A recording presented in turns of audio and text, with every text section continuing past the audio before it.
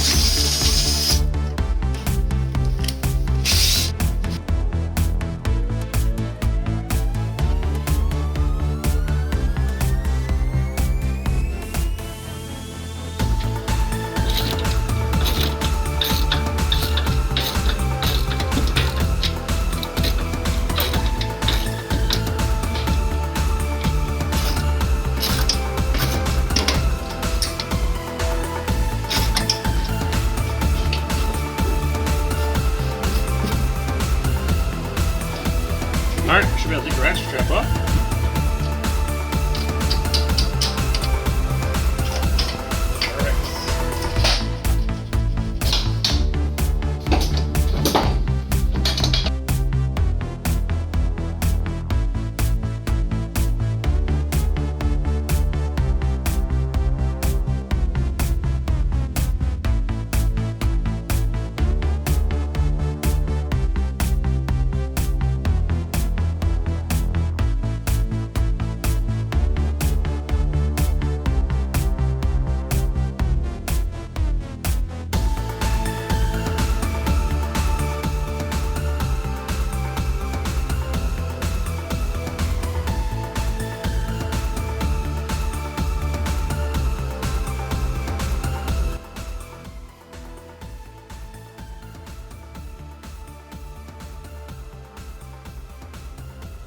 Okay, so there was a hole in here, just fatigue from years of age. You can see there's a crack here.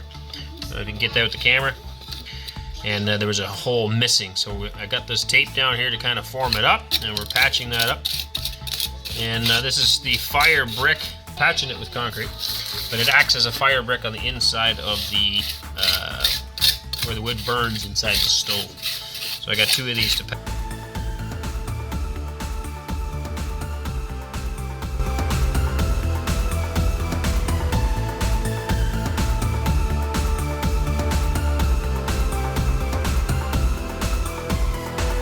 This is the other side. This is actually a two-piece part. The one was from the one side was one part. This is two-piece. I'm not sure why they built it that way, but you can see here where they interlock, right? And this chunk is missing. And again, I guess it's just years of fatigue. It must have broke off at some point. You can see some other cracks in here. Some are just hairline, and then these are some more substantial. And definitely has seen some wear. Either way, we're gonna patch it up here, or try our best to patch it with that. The cement I'm using is specifically meant for fire brick on the inside of wood stove, and it does bond to metal or cement, so it should work.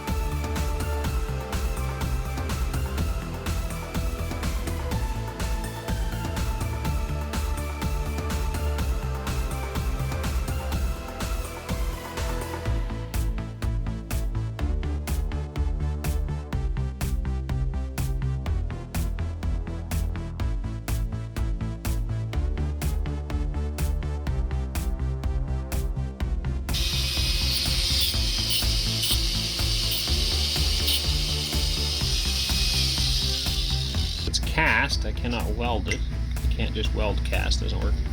And so I'm going to put this plate underneath it and bolt it through to fix this pedal for the wood stove.